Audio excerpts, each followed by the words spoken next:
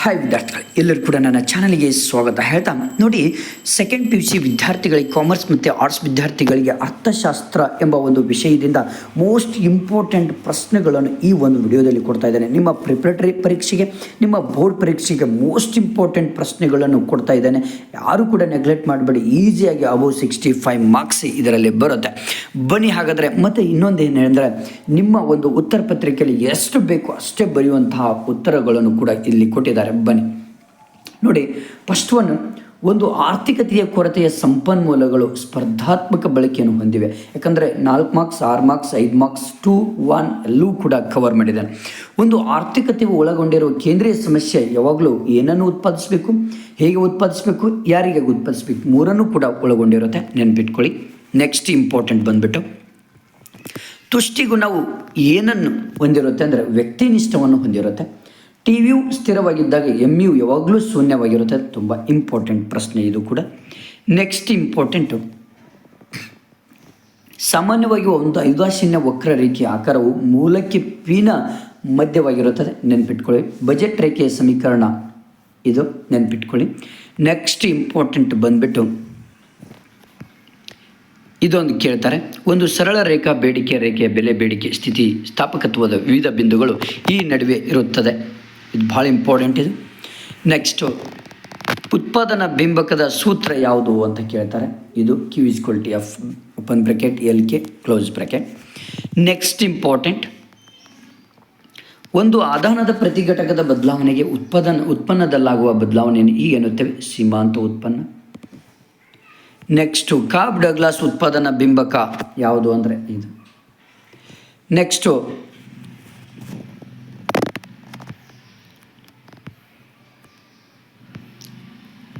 ಪೂರೈಕೆ ರೇಖೆಯ ಲಂಬಾಂತರವಾಗಿದ್ದಾಗ ಪೂರೈಕೆ ಸ್ಥಿತಿ ಸ್ಥಾಪಕತ್ವವು ಈ ಕೆಳಗಿನಂತಿರುತ್ತದೆ, S=0. ನೆಕ್ಸ್ಟ್ ಇಂಪಾರ್ಟೆಂಟ್ ಬಂದ್ಬಿಟ್ಟು ಇದೊಂದು ತುಂಬ ಇಂಪಾರ್ಟೆಂಟ್ ಪ್ರಶ್ನೆ. ಉದ್ಯಮ ಘಟಕಗಳ ಸಂಖ್ಯೆಯಲ್ಲಿನ ಹೆಚ್ಚಳದ ಪರಿಣಾಮವಾಗಿ ಪೂರೈಕೆ ಹೆಚ್ಚಾಗುತ್ತದೆ, ಆಗ ಪೂರೈಕೆ ರೇಖೆಯು ಬಲಕ್ಕೆ ಪಲ್ಲಟಗೊಳ್ಳುತ್ತದೆ. ಭಾಳ ಇಂಪಾರ್ಟೆಂಟ್ ಇದು ಕೂಡ. ನೆಕ್ಸ್ಟ್, ಸರ್ಕಾರವು ಸರಕು ಮತ್ತು ಸೇವೆ ಬೆಲೆಗೆ ಮೇಲ್ಮಿತಿಯನ್ನು ವಿಧಿಸುವುದನ್ನು ಬೆಲೆ ಮಿತಿ ಎಂದು ಕರಿತೇವೆ. ಇದು ಕೂಡ ತುಂಬ ಇಂಪಾರ್ಟೆಂಟ್ ಕ್ವಶನ್ಸ್ಗಳನ್ನೇ ನಾನು ಇವಾಗ ಕೊಡ್ತಾ ಇರೋದು ನಿಮಗೆ. ನೆಕ್ಸ್ಟು, ಮಹಾ ಆರ್ಥಿಕ ಕುಸಿತ ಯಾವ ವರ್ಷ? 1929ರಲ್ಲಿ ಮಹಾ ಆರ್ಥಿಕ ಕುಸಿತ ಆಗುತ್ತೆ. ನೆಕ್ಸ್ಟು, ರಾಷ್ಟ್ರೀಯ ವರಮಾನದ ಅಧ್ಯಯನವು ಇದಕ್ಕೆ ಸಂಬಂಧಿಸಿದೆ. ಯಾವುದು? ಸಮಗ್ರ ಅರ್ಥಶಾಸ್ತ್ರಕ್ಕೆ ಸಂಬಂಧವಾಗಿದೆ. ನೆಕ್ಸ್ಟು, NNP=GNP ಸವಕಳಿಕೆ ತುಂಬ ಇಂಪಾರ್ಟೆಂಟ್ ಇದು. NNP=GNP ಮೈನಸ್ ಸವಕಳಿ ಅಂತ ನಾವು ಹೇಳ್ಬೋದು. ನೆಕ್ಸ್ಟು, ಪ್ರಸಕ್ತ ಚಾಲ್ತಿ ಒಂದು ಬೆಲೆಗಳಲ್ಲಿನ GDPಯ ಮೌಲ್ಯವು ನಾಮಮಾತ್ರ GDP ಆಗಿರುತ್ತೆ. ನೆನ್ಪಿಟ್ಕೊಳ್ಳಿ, ನಾಮಮಾತ್ರ GDP ಆಗಿರುತ್ತೆ. ನೈಜ GDPಯನ್ನು ಲೆಕ್ಕಾಚಾರ ಮಾಡಲು ಬಳಸಲಾಗುವ ವರ್ಷ ಆಧಾರ ವರ್ಷ. ಇದು ಕೂಡ ಭಾಳ ಇಂಪಾರ್ಟೆಂಟ್. ನೆಕ್ಸ್ಟು, ಹಣದ ಪ್ರಮುಖ ಕಾರ್ಯ ಯಾವುದು ಅಂದರೆ ವಿನಿಮಯ ಮಾಧ್ಯಮ ಅಂತ ನಾವು ಹೇಳಬೇಕಾಗುತ್ತೆ. RBI ಸ್ಥಾಪನೆ ಆದ ವರ್ಷ ಯಾವುದು ಅಂದರೆ 1935ರಲ್ಲಿ ಸ್ಥಾಪನೆ ಆಯಿತು. ನೆಕ್ಸ್ಟು, ಆರ್ಥಿಕತೆಯಲ್ಲಿನ ಒಂದು ಈ ಬ್ಯಾಂಕುಗಳು ಹಣ ನಿರ್ಮಾಣ ಪದ್ಧತಿಯ ಭಾಗವಾಗಿವೆ, ವಾಣಿಜ್ಯ ಬ್ಯಾಂಕುಗಳು. ಮತ್ತು ಭದ್ರತೆಗಳಿಗೆ ಪ್ರತಿಯಾಗಿ RBI ವಾಣಿಜ್ಯ ಬ್ಯಾಂಕುಗಳಿಗೆ ನೀಡುವ ಸಾಲದ ಮೇಲಿನ ದರವನ್ನು ಈಗೆನ್ನುತ್ತೇವೆ ರೆಪೋ ದರ ಎಂದು ನಾವು ಕರಿತೇವೆ. ನೆಕ್ಸ್ಟು, ಭಾಳ ಇಂಪಾರ್ಟೆಂಟ್ ಇದು, ಕನ್ಫ್ಯೂಸ್ ಮಾಡ್ಕೊಳ್ಬಾರ್ದು. ಸಮಗ್ರ ಹಣಕಾಸಿನ ಸಂಪನ್ಮೂಲನ ಹೀಗೆ ಕರೀತಾರೆ, M3 ಅಂತ ಕರಿತೇವೆ. ನೆನ್ಪಿಟ್ಕೊಳ್ಳಿ. ಇನ್ನೊಂದು M1 ಮತ್ತು M2 ಯಾವಾಗಲೂ ಸಂಕುಚಿತ ಹಣ ಅಂತ ಹೇಳಿದರೆ, M3 ಮತ್ತು M4 ಅದು ವಿಶಾಲ ಹಣ ಅಂತ ನಾವು ಹೇಳ್ತೇವೆ. ಓಕೆ. ನೆಕ್ಸ್ಟ್ ಬಂದುಬಿಟ್ಟು ಸರಿಯಾದ ಉತ್ತರ MPCಯ ಮೌಲ್ಯ ಇವುಗಳ ನಡುವೆ ಇರುತ್ತದೆ, 0 ಮತ್ತು 1ರ ನಡುವೆ ಇರುತ್ತದೆ. ಇದು ಕೂಡ ತುಂಬ ಇಂಪಾರ್ಟೆಂಟ್. ನೆಕ್ಸ್ಟ್ ಬಂದುಬಿಟ್ಟು ವ್ಯಕ್ತಿಗಳು ಮತ್ತು ಉದ್ಯಮ ಘಟಕಗಳ ಮೇಲೆ ವಿಧಿಸುವ ತೆರಿಗೆಗಳು ನೇರ ತೆರಿಗೆಗಳಾಗಿರುತ್ತದೆ. ನೆನ್ಪಿಟ್ಕೊಳ್ಳಿ. ನೆಕ್ಸ್ಟು ಇಂಪಾರ್ಟೆಂಟ್, ಕೆಳಗಿನ ಯಾವುದು ಕಾಗದ ತೆರಿಗೆ ಉದಾಹರಣೆಯಾಗಿದೆ ಅಂದರೆ ಸಂಪತ್ತಿನ ತೆರಿಗೆ ಅಂತ ಹೇಳ್ಬೋದು. ಕಾಗದದ ತೆರಿಗೆಗೆ ಉದಾಹರಣೆ ಸಂಪತ್ತಿನ ತೆರಿಗೆ ಆಗಿರುತ್ತೆ. ನೆನ್ಪಿಟ್ಕೊಳ್ಬೇಕು. ನೆಕ್ಸ್ಟ್, ಮುಂಗಡ ಪತ್ರದ ಕೊರತೆಗಳನ್ನು ತುಂಬಲು ಸರ್ಕಾರ ಬಹುತೇಕವಾಗಿ ಇದರ ಮೇಲೆ ಅವಲಂಬಿತವಾಗಿದೆ, ಸಾಲಗಳು. ನೆಕ್ಸ್ಟು, ಒಂದು ದೇಶದ ಕರೆನ್ಸಿಯ ಬೆಲೆಯನ್ನು ವಿದೇಶಿ ಕರೆನ್ಸಿಯ ರೂಪದಲ್ಲಿ ಹೀಗೆಂದು ಕರೆಯಲಾಗ್ತದೆ, ವಿದೇಶಿ ವಿನಿಮಯ ದರ ಅಂತ ನಾವು ಹೇಳ್ಬೋದು. ನೆಕ್ಸ್ಟು, ಖಾಲಿ ಬಿಟ್ಟ ಸ್ಥಳವನ್ನು ಭರ್ತಿ ಮಾಡಿ. ಇಲ್ಲಿ ಸಂಪನ್ಮೂಲಗಳ ಕೊರತೆಯು ಆಯ್ಕೆಯ ಸಮಸ್ಯೆಯನ್ನು ಹುಟ್ಟುಹಾಕುತ್ತದೆ. ಕೇಂದ್ರೀಯ ಯೋಜಿತ ಆರ್ಥಿಕತೆಯಲ್ಲಿ ಎಲ್ಲ ಪ್ರಮುಖ ನಿರ್ಧಾರಗಳನ್ನು ಸರ್ಕಾರ ತೆಗೆದುಕೊಳ್ಳುತ್ತದೆ. ಮಾರುಕಟ್ಟೆ ಎಂಬುದು ಆರ್ಥಿಕ ಪ್ರತಿನಿಧಿಗಳು. ವಾಸ್ತವವಾಗಿ ಎಲ್ಲ ಆರ್ಥಿಕತೆಗಳು ಮಿಶ್ರ ಆರ್ಥಿಕತೆಗಳಾಗಿವೆ. ಬಯಕೆಗಳನ್ನು ತೃಪ್ತಿಪಡಿಸುವ ಸಾಮರ್ಥ್ಯ ತುಷ್ಟಿಗುಣ. ಎರಡೂ ಉದಾಸೀನ ವಕ್ರರೇಖೆಗಳು ಎಂದಿಗೂ ಪರಸ್ಪರ ಛೇದಿಸುವುದಿಲ್ಲ. ನೆಕ್ಸ್ಟ್, ಸರಕೊಂದರ ಬೇಡಿಕೆಯ ಅದರ ಬೆಲೆಯೊಂದಿಗೆ ವಿರುದ್ಧ ದಿಕ್ಕಿನಲ್ಲಿ ಚಲಿಸುತ್ತದೆ. ಇದೊಂದು ತುಂಬ ಇಂಪಾರ್ಟೆಂಟ್. ನೆಕ್ಸ್ಟ್, ಒಂದೇ ಗರಿಷ್ಠ ಮಟ್ಟದ ಉತ್ಪಾದನೆ ಎರಡೂ ಇದೇನು ತೊಂದರೆ ಇಲ್ಲ.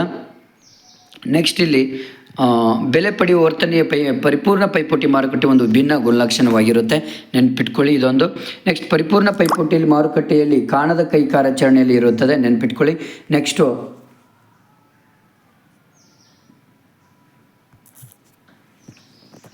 ನೆಕ್ಸ್ಟು ಇನ್ನೊಂದು ಇಂಪಾರ್ಟೆಂಟ್ ಪ್ರಶ್ನೆ ಇದು. ಶ್ರಮದ ಮಾರುಕಟ್ಟೆಯಲ್ಲಿ ಕುಟುಂಬಗಳ ಶ್ರಮದ ಪೂರೈಕೆದಾಗಿರುತ್ತದೆ.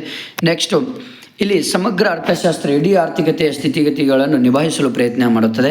ನೆಕ್ಸ್ಟ್, ಸಮಗ್ರ ಸೂಕ್ಷ್ಮ ಅರ್ಥಶಾಸ್ತ್ರದಲ್ಲಿನ ತನ್ನ ಆಳವಾದ ಬೇರುಗಳನ್ನು ಹೊಂದಿದೆ, ನೆನ್ಪಿಟ್ಕೊಳ್ಳಿ. ನೆಕ್ಸ್ಟು, ದಾಸ್ತಾನುಗಳನ್ನು ನಿರ್ದಿಷ್ಟ ಕಾಲಘಟ್ಟದಲ್ಲಿ ವ್ಯಾಖ್ಯಾನಿಸಲಾಗ್ತದೆ. ತಪಶೀಲು ಪಟ್ಟಿ ಎಂಬುದು ದಾಸ್ತಾನಿನ ಚಲಕವಾಗಿದೆ. ನೆಕ್ಸ್ಟು, ಮೌಲ್ಯವರ್ಧಿತ ವಿಧಾನವು ಉತ್ಪನ್ನ ವಿಧಾನದ ಮೌಲ್ಯವಾಗಿದೆ. ನೆಕ್ಸ್ಟು, ಭಾರತದಲ್ಲಿ ಕರೆನ್ಸಿಯನ್ನು ಚಲಾವಣೆಗೆ ತರುವ ಒಂದು ಏಕೈಕ ಮಾತ್ರ ಸಂಸ್ಥೆ ಅದು RBI ಅಂತ ಹೇಳ್ಬೋದು. ಭಾರತದಲ್ಲಿ ನಾಣ್ಯಗಳನ್ನು ಭಾರತ ಸರ್ಕಾರ ಚಲಾವಣೆಗೆ ತರುತ್ತದೆ. ನೆಕ್ಸ್ಟು, ಆಧುನಿಕ ಆರ್ಥಿಕತೆಯಲ್ಲಿ ಹಣವು ನಗದು ಮತ್ತು ಬ್ಯಾಂಕ್ಗಳ ಠೇವಣಿಗಳು ಒಳಗೊಂಡಿದೆ. M1 ಮತ್ತು M2ಗಳನ್ನು ಸಂಕುಚಿತ ಹಣ ಎಂದು ಕರೆಯುತ್ತೇವೆ. CY ಆದಾಯದ ಮೇಲಿನ ಅನುಭೋಗದ ಅವಲಂಬನೆಯನ್ನು ತೋರಿಸ್ತದೆ, ನೆನ್ಪಿಟ್ಕೊಳ್ಳಿ. ಭಾಳ ಇಂಪಾರ್ಟೆಂಟ್ ಪ್ರಶ್ನೆಗಳು, ನೆಗ್ಲೆಕ್ಟ್ ಮಾಡಲಿಕ್ಕೆ ಹೋಗ್ಬೇಡಿ, ಓಕೆನಾ. ನೆಕ್ಸ್ಟು, ಕಂದಾಯ ಕೊರತೆ ಕಂದಾಯ ವೆಚ್ಚ ಮೈನಸ್ ಕಂದಾಯ ಸ್ವೀಕೃತಿ ಅಂತ ನಾವು ಹೇಳ್ಬೋದು. ನೆಕ್ಸ್ಟು, ಸರಕು ಮತ್ತು ಸೇವೆಗಳು ವರ್ಗಾವಣಾ ಪಾವತಿಗಳ ವ್ಯಾಪಾರದ ದಾಖಲೆಯ ಚಾಲ್ತಿ ಖಾತೆ ಅಂತ ಹೇಳ್ಬೋದು. ನೆಕ್ಸ್ಟು, ಇಷ್ಟು ಇಂಪಾರ್ಟೆಂಟ್ ಇವು. ನೆಕ್ಸ್ಟ್, ಲಾಸ್ಟ್ ಒನ್ ತುಂಬ ಇಂಪಾರ್ಟೆಂಟ್ ಇದು. ದೇಶೀಯ ಕರೆನ್ಸಿ ರೂಪದಲ್ಲಿ ವಿದೇಶಿ ಕರೆನ್ಸಿಯ ಬೆಲೆ ಹೆಚ್ಚಾಗುವುದನ್ನು ದೇಶೀಯ ಕರೆನ್ಸಿ ಕುಗ್ಗುವಿಕೆ ಎಂದು ಕರೀತೇವೆ. ಒಂದು ಹೆಚ್ಚುವರಿ ಹೊಸ ಪ್ರಶ್ನೆಗಳು ಬೇಡ, ಏನು ತೊಂದರೆ ಇಲ್ಲ, ಹೊಂದಿಸಿ ಬರೆಯಿರಿ. ಮೋಸ್ಟ್ ಇಂಪಾರ್ಟೆಂಟ್ ಪ್ರಶ್ನೆಗಳನ್ನು ಕೊಡ್ತಾ ಇದ್ದೇನೆ. ಮಾರುಕಟ್ಟೆ ಅರ್ಥವ್ಯವಸ್ಥೆ ಖಾಸಗಿ ಒಡೆತನ ಆಗಿರುತ್ತೆ. ಶಿಕ್ಷಕರ ಸೇವೆ ಕೌಶಲ್ಯ. ಕೇಂದ್ರೀಯ ಯೋಜಿತ ಆರ್ಥಿಕತೆ ಸರ್ಕಾರ. ವಾಸ್ತವಿಕ ಅರ್ಥಶಾಸ್ತ್ರ ಕಾರ್ಯತಂತ್ರಗಳ ಕಾರ್ಯಾಚರಣೆ. ಮಾದರಿ ಅರ್ಥಶಾಸ್ತ್ರ ಕಾರ್ಯತಂತ್ರಗಳ ಮೌಲ್ಯಮಾಪನ. ಬೇಡಿಕೆ ರೇಖೆ ಕೆಳಮುಖ ಇಳಿಜಾರು. ಸರಳ ಬೇಡಿಕೆ ರೇಖೆ. ಓಕೆ, ಇವೆಲ್ಲವೂ ಕೂಡ ತುಂಬ ಇಂಪಾರ್ಟೆಂಟ್, ಸರಿಯಾಗಿ ಓದ್ಕೊಳ್ಳಿ. ನೆಕ್ಸ್ಟ್, CRS ಎಲ್ಲವೂ ಕೂಡ ಸರಿಯಾಗಿ ನೀವು ಕರೆಕ್ಟಾಗಿ ಓದ್ಕೊಳ್ಳೇಬೇಕಾಗತ್ತೆ, ಓಕೆನಾ. ಇವು ಬಂದೇ ಬರ್ತವೆ, ಯಾವುದೇ ಕಾರಣಕ್ಕೂ ಇವು ಮಿಸ್ ಆಗೋದಿಲ್ಲ. ಎಲ್ಲ ಹೊಂದಿಸಿ ಬರೆಯೋರನ್ನು ಕರೆಕ್ಟಾಗಿ ನೀವು ನೆನ್ಪಿಟ್ಕೊಳ್ಳಿ. ಇವು ಕೂಡ ತುಂಬ ಇಂಪಾರ್ಟೆಂಟ್, ಇವು ಮಾತ್ರ ಭಾಳ ಇಂಪಾರ್ಟೆಂಟ್, ನೆನ್ಪಿಟ್ಕೊಳ್ಳಿ. ಯಾವುದೇ ಕಾರಣಕ್ಕೂ ನೆಗ್ಲೆಕ್ಟ್ ಮಾಡಲಿಕ್ಕೆ ಹೋಗಬೇಡಿ, ಓಕೆನಾ. ನೆಕ್ಸ್ಟ್ ಬಂದುಬಿಟ್ಟು 1 ಅಂಕದ ಪ್ರಶ್ನೆಗಳನ್ನು ನೋಡೋಣ. ಆಯ್ಕೆಯ ಸಮಸ್ಯೆ ಏಕೆ ಉದ್ಭವಿಸುತ್ತದೆ? ಸಂಪನ್ಮೂಲಗಳ ಕೊರತೆಯಲ್ಲಿದ್ದು ಸ್ಪರ್ಧಾತ್ಮಕ ಉಪಯೋಗಗಳನ್ನು ಹೊಂದಿರುವುದರಿಂದ ಆಯ್ಕೆಯ ಸಮಸ್ಯೆ ಉದ್ಭವಿಸುತ್ತದೆ. ಮಾರುಕಟ್ಟೆ ಆರ್ಥಿಕತೆಗೆ ಒಂದು ಉದಾಹರಣೆ ನೀಡಿ ಅಂದರೆ ಅಮೆರಿಕ ಸಂಸ್ಥಾನ. ಇವೆಲ್ಲವೂ ಕೂಡ 1 ಅಂಕದ ಪ್ರಶ್ನೆಗಳು, ತುಂಬ ಇಂಪಾರ್ಟೆಂಟ್, ಓಕೆನಾ. ಇಲ್ಲಿ ಇದಕ್ಕಿಂತ ಎಲ್ಲಕ್ಕಿಂತ ಇಂಪಾರ್ಟೆಂಟ್ ಹೇಳ್ತಾ ಹೋಗ್ತಾನೆ. MRS ಅನ್ನು ವಿಸ್ತರಿಸಿ. ಇದೊಂದು ಸೀಮಾಂತ ಬದಲಿಕೆ ದಾರಿ, ಇದೊಂದು ಓದ್ಕೊಳ್ಳಿ. ಬೇಡಿಕೆ ಎಂದರೇನು? ಇದೊಂದು ತುಂಬ ಇಂಪಾರ್ಟೆಂಟ್. ಬೇಡಿಕೆ ಬಿಂಬಕದ ಅರ್ಥ ನೀಡಿ, ಇದೊಂದು ಇಂಪಾರ್ಟೆಂಟ್. ನೆಕ್ಸ್ಟು, ಒಟ್ಟು ಸ್ಥಿರ ವೆಚ್ಚ ಎಂದರೇನು? ಇದೊಂದು ತುಂಬ ಇಂಪಾರ್ಟೆಂಟ್, ಓದ್ಕೊಳ್ಳಿ. ಸರಾಸರಿ ಬದಲಾಗುವ ವೆಚ್ಚದ ಸೂತ್ರ ಬರೀರಿ, ಇದನ್ನು ಕೇಳ್ತಾರೆ. ನೆಕ್ಸ್ಟ್, ಸರಾಸರಿ ಆದಾಯವನ್ನು ಲೆಕ್ಕಾಚಾರ ಮಾಡೋ ಸೂತ್ರವನ್ನು ಇದನ್ನಾದರೂ ಕೇಳ್ತಾರೆ 2ರಲ್ಲಿ. ನೆಕ್ಸ್ಟು, ಪೂರೈಕೆ ಎಂದರೇನು? ಇದೊಂದು ಓದ್ಕೊಳ್ಳಿ. ಸಾಮಾನ್ಯ ಲಾಭ ಎಂದರೇನು? ಇದೊಂದು ತೊಂದರೆ ಇಲ್ಲ. ನೆಕ್ಸ್ಟ್, ಬೆಲೆ ಮಿತಿಗೆ ಒಂದು ಉದಾಹರಣೆ ನೀಡಿ, ಇದು ತುಂಬ ಇಂಪಾರ್ಟೆಂಟ್, ಇದೊಂದು ಓದ್ಕೊಳ್ಳಿ. ನೆಕ್ಸ್ಟು, ಆರ್ಥಿಕ ಏಜೆಂಟ್ಗಳೆಂದರೆ ಯಾರು? ಇದೊಂದು ಕೂಡ ಆಡಮ್ ಸ್ಮಿತ್ ರವರ ಪ್ರಸಿದ್ಧ ಕೃತಿಯನ್ನು ಹೆಸರಿಸಿ ಅಂತ ಕೇಳ್ತಾರೆ. ರಾಷ್ಟ್ರಗಳ ಸಂಪತ್ತಿನ ಸ್ವರೂಪ ಮತ್ತು ಕಾರ್ಯಗಳ ಒಂದು ಪರಿಶೀಲನೆ 1776 ಅಂತ ಹೇಳ್ಬೋದು. ನೆಕ್ಸ್ಟ್, ರಫ್ತುಗಳ ಅರ್ಥ ನೀಡಿ, ಇದೊಂದು. ಸವಕಳಿ ಎಂದರೇನು? ಇದನ್ನು ಕೇಳ್ತಾರೆ. ಬಂಡವಾಳ ಸರಕಿನ ಸವಕಲು, ಹರಕಲಿಕ್ಕಿನ ಬತ್ತಿಯನ್ನು ಸವಕಳಿ ಎನ್ನುತ್ತಾರೆ, ಬಂಡವಾಳ ಸರಕಿನ. ನೆಕ್ಸ್ಟು, ಇನ್ನೊಂದು, ತಪಶೀಲು ಪಟ್ಟಿ ಅರ್ಥ ತಿಳಿಸಿ. ಒಟ್ಟು ದೇಶಿ ಉತ್ಪನ್ನದ ಅರ್ಥ ತಿಳಿಸಿ. GDP MP-ಯನ್ನು ವಿಸ್ತರಿಸಿ, ಭಾಳ ಇಂಪಾರ್ಟೆಂಟ್ ಇವುಗಳು, ಓಕೆ. ನೆಕ್ಸ್ಟ್, GDP ಅನ್ನ ಪ್ರಸರಣಕ್ಕೆ ಎಂದರೇನು? ಇದೊಂದು ಕೇಳ್ತಾರೆ. CPI ಅನ್ನು ವಿಸ್ತರಿಸಿ ಅಂತ ಕೇಳ್ತಾರೆ. ಗ್ರಾಹಕ ಬೆಲೆ ಸೂಚ್ಯಂಕ CPI, ಓಕೆ. ಡಿಜಿಟಲ್ ವ್ಯವಹಾರಗಳಿಗೆ ಯಾವುದಾದ್ರು ಒಂದು ಉದಾಹರಣೆ ನೀಡಿ. ವಿದ್ಯುನ್ಮಾನ ಹಣ ವರ್ಗಾವಣೆ, ವ್ಯಾಲೆಟ್ ಇತ್ಯಾದಿ. ಇವು. ಬ್ಯಾಂಕ್ ದರ ಎಂದರೇನು?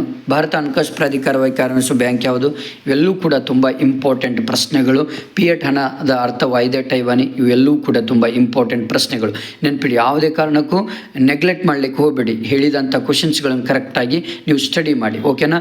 ನೆಕ್ಸ್ಟ್, ಪೂರ್ವಗಾಮಿ ತೆರಿಗೆ ಅರ್ಥ ನೀಡಿ. ಇದೊಂದು ಇಂಪಾರ್ಟೆಂಟ್ ಕ್ವಶನ್ ಬರುತ್ತೆ. ನೆಕ್ಸ್ಟ್, FRBMA ಅನ್ನು ವಿಸ್ತರಿಸಿ. ಇದೊಂದು. GST ವಿಸ್ತರಿಸಿ. ಇದೊಂದು ಸರಕು ಮತ್ತು ಸೇವಾ ತೆರಿಗೆ ಅಂತ ಹೇಳ್ತೇವೆ ನಾವು, ಓಕೆ. ಎಷ್ಟು ಪ್ರಶ್ನೆಗಳನ್ನು ಓದ್ಕೊಳ್ಳಿ ಸಾಕು. ನೆಕ್ಸ್ಟ್, ಇಂಪಾರ್ಟೆಂಟ್ ಪ್ರಶ್ನೆಗಳು ಬಂದುಬಿಟ್ಟು 2 ಮಾರ್ಕ್ಸ್ 2 ಅಂಕದ ಪ್ರಶ್ನೆಗಳು ಇವು. 2 ಅಂಕದ ಪ್ರಶ್ನೆಗಳಿದು ತುಂಬ ಇಂಪಾರ್ಟೆಂಟು, ಎಲ್ಲಕ್ಕಿಂತ ಇಂಪಾರ್ಟೆಂಟ್ ವಾಸ್ತವಿಕ ಅರ್ಥಶಾಸ್ತ್ರ ಮಾದರಿ ಅರ್ಥಶಾಸ್ತ್ರ ನಡುವಿನ ವ್ಯತ್ಯಾಸ ತಿಳಿಸಿ ಇದೊಂದು ಓದ್ಕೊಳ್ಳಿ. ಸೂಕ್ಷ್ಮ ಮತ್ತು ಸಮಗ್ರ ಅರ್ಥಶಾಸ್ತ್ರ ನಡುವಿನ ವ್ಯತ್ಯಾಸ ಇದೊಂದು ಓದ್ಕೊಳ್ಳಿ. ನೆಕ್ಸ್ಟ್ ಏಕತಾನಾತ್ಮಕ ಒಲವು ಇದೇನು ಬೇಡ. ಬಜೆಟ್ ರೇಖೆ ಮತ್ತು ಬಜೆಟ್ ಗಣದಲ್ಲಿನ ವ್ಯತ್ಯಾಸಗಳು ಇದನ್ನು ಕೂಡ ಕೇಳ್ತಾರೆ. ಯಾಕಂದರೆ ರೇಖೆಗಳನ್ನು ಕೇಳಲಿಲ್ಲ ಅಂದರೆ 4 ಅಂಕಕ್ಕೆ 6 ಅಂಕಕ್ಕೆ ಕೇಳಿಲ್ಲ ಅಂದರೆ ಇದನ್ನಾದರೂ ಕೇಳ್ತಾರೆ, ನೆನ್ಪಿಟ್ಕೊಳ್ಳಿ. ನೆಕ್ಸ್ಟು ಬೇಡಿಕೆ ನಿಯಮವನ್ನು ತಿಳಿಸಿ ಇದೊಂದು. ಬೆಲೆ ಬೇಡಿಕೆ ಸ್ಥಿತಿಸ್ಥಾಪಕತೆ ಅಂದರೆ ಏನೆಂದು ಅರ್ಥೈಸಿರಿ, ಅದರ ಸೂತ್ರ ಬರೀರಿ, ಇದು ಭಾಳ ಇಂಪಾರ್ಟೆಂಟ್. ಓಕೆ, 2 ಅಂಕದ ಪ್ರಶ್ನೆಗಳಿದು. ನೆಕ್ಸ್ಟ್ ದೀರ್ಘಾವಧಿ ವೆಚ್ಚಗಳು ಯಾವುವು ಇದನ್ನು ಕೇಳ್ತಾರೆ. ಅಲ್ಪಾವಧಿ ವೆಚ್ಚಗಳು ಯಾವುದು, ಇವು 2ರಲ್ಲಿ ಒಂದು ಫಿಕ್ಸ್ ಬರುವಂಥ ಪ್ರಶ್ನೆ ಇದು. ಇವೆರಡೂ ಕರೆಕ್ಟಾಗಿ ಕಡ್ಡಾಯವಾಗಿ ಓದ್ಕೊಳ್ಳಿ. ಆಲ್ರೆಡಿ ಉತ್ತರಗಳು ನಿಮ್ಮ ಮುಂದಿಗೆ ಇದ್ದಾವೆ. ಓಕೆ, ನೆಕ್ಸ್ಟು ಬಂದುಬಿಟ್ಟು ಇಲ್ಲಿ ಇದೊಂದು ಕೇಳುವಂಥ ಸಿಚುವೇಶನ್ ಇದೆ. ಒಂದು ಉದ್ಯಮ ಘಟಕದ ಪೂರೈಕೆ ರೇಖೆಯನ್ನು ನಿರ್ಧರಿಸುವ ಅಂಶಗಳು ತಂತ್ರಜ್ಞಾನದ ಪ್ರಗತಿ, ಆದಾಯದ. ನೆಕ್ಸ್ಟ್ ಇನ್ನೊಂದು ಇಬ್ಬರು ಉತ್ಪಾದನಾ ಪೂರೈಕೆ ರೇಖೆಗಳು, ಇದು ಮೋಸ್ಟ್ ಇಂಪಾರ್ಟೆಂಟ್ ಬಂದೇ ಬರ್ತದೆ, ನೆನ್ಪಿಟ್ಕೊಳ್ಳಿ. ಸರಿಯಾಗಿ ಸೂತ್ರ ಪ್ರಕಾರ ಲೆಕ್ಕ ಮಾಡೋದನ್ನು ಕಲಿಬೇಕಾಗುತ್ತೆ. 4 ಉತ್ಪಾದನಾಂಗಗಳು ಯಾವುವು, ಇದು ಒಂದು ಫಿಕ್ಸ್ ಬರುವಂಥ ಪ್ರಶ್ನೆ ಇದು, ಇದೊಂದು ಓದ್ಕೊಳ್ಳಿ. ನೆಕ್ಸ್ಟು ಅನುಭೋಗಿ ಸರಕುಗಳು ಮತ್ತು ಬಂಡವಾಳ ಸರಕುಗಳು, ಇದೊಂದು ಓದ್ಕೊಳ್ಳಿ. ನೆಕ್ಸ್ಟ್ GDP ರಾಷ್ಟ್ರೀಯ ಮಾಪನದ 3 ವಿಧಾನಗಳನ್ನು ತಿಳಿಸಿ, ಇದೊಂದು ಓದ್ಕೊಳ್ಳಿ. ನೆಕ್ಸ್ಟ್ GDP at MP ಮತ್ತು GDP at FCಯ ಸಮೀಕರಣವನ್ನು ಬರೆಯಿರಿ, ಇದೊಂದು ಓದ್ಕೊಳ್ಳಿ. ನೆಕ್ಸ್ಟ್ ನಾಮಮಾತ್ರ ಮತ್ತು ನೈಜ GDPಗಳ ವ್ಯತ್ಯಾಸವನ್ನು ಬರೆಯಿರಿ, ಇದೊಂದು. ನೆಕ್ಸ್ಟ್ ನೈಜ GDP 300, ನಾಮಮಾತ್ರ GDP 330 ಆದರೆ GDP ಅನ್ನೋ ಪ್ರಶ್ನೆಗಳು ಲೆಕ್ಕ ಮಾಡಿ, ಇದೊಂದು ಕರೆಕ್ಟಾಗಿ ಸರಿಯಾಗಿ ಸ್ಟಡಿ ಮಾಡ್ಕೊಳ್ಳಿ. ಓಕೆ, ಇದೊಂದು ಫಿಕ್ಸ್ ಬರುತ್ತೆ. ನೆಕ್ಸ್ಟು ಬಂದುಬಿಟ್ಟು FCಯ ಮೌಲ್ಯವು 0.75, ಇದೊಂದು ಸ್ಟಡಿ ಮಾಡ್ಕೊಳ್ಳಿ. ಓಕೆನಾ, 2 ಅಂಕಕ್ಕೆ ಸಂಬಂಧಪಡುವಂಥ ಪ್ರಶ್ನೆಗಳಿವು. ನೆಕ್ಸ್ಟ್ ಇದೊಂದು MPCಯ ಮೌಲ್ಯವನ್ನು ಗುರುತಿಸಿ. ಇಷ್ಟು 2 ಅಂಕದ ಮೋಸ್ಟ್ ಇಂಪಾರ್ಟೆಂಟ್ ಪ್ರಶ್ನೆಗಳಿವು. ಓಕೆ, ಯಾವುದೇ ಕಾರಣಕ್ಕೂ ನೆಗ್ಲೆಕ್ಟ್ ಮಾಡದೆ ಚೆನ್ನಾಗಿ ಸ್ಟಡಿ ಮಾಡ್ಕೊಳ್ಳಿ. ವಾಣಿಜ್ಯ ಬ್ಯಾಂಕುಗಳ ಕಾರ್ಯಗಳನ್ನು ಹೆಸರಿಸಿ ಅಂತ ಕೇಳ್ತಾರೆ, 2 ಅಂಕಕ್ಕೆ ಕೇಳ್ತಾರೆ, ಇದೊಂದು ಓದ್ಕೊಳ್ಳಿ. ತಪಶೀಲು ಪಟ್ಟಿಯ ಹೂಡಿಕೆ ಎಂದರೇನು, ಅದರ ಧನಾತ್ಮಕ ಋಣಾತ್ಮಕವಾಗಿರುತ್ತದೆ, ಇದೊಂದು ಓದ್ಕೊಳ್ಳಿ. ನೆಕ್ಸ್ಟು 5 ಅಂಕದ್ದು ಕಾರ್ಯಭಾರ ಮತ್ತು ನಿಯೋಜನೆ ಆಧಾರಿತ. ಈ ಪ್ರಶ್ನೆ ಮಾತ್ರ ಹೈಲೈಟ್ ಪ್ರಶ್ನೆ ಇದು ಫಿಕ್ಸ್ ಬರುವಂತಹ ಪ್ರಶ್ನೆ, ಇದನ್ನು ಓದ್ಕೊಳ್ಳಿ. ಆನ್ಸರ್ಸ್ ಕೂಡ ಇಲ್ಲೇ ಇದೆ, ಇದು ಕೂಡ ಆನ್ಸರ್ ಕೊಟ್ಬಿಟ್ಟಿದ್ದೇನೆ. ಎಲ್ಲವೂ ಕೂಡ ಚೆನ್ನಾಗಿ ಸ್ಟಡಿ ಮಾಡ್ಕೊಳ್ಳೋದು ಇಂಪಾರ್ಟೆಂಟು.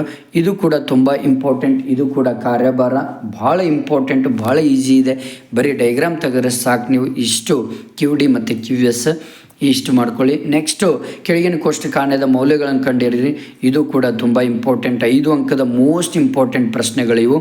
ನೆಕ್ಸ್ಟ್ 4 ಅಂಕದ ಪ್ರಶ್ನೆಗಳು, ಇವು 4 ಅಂಕದ ಪ್ರಶ್ನೆಗಳಿದೆ. ಓಕೆನಾ, ಇವು ಇಷ್ಟೇ 4 ಅಂಕದ ಪ್ರಶ್ನೆಗಳು, ಇದೊಂದು ಓದ್ಕೊಳ್ಳಿ.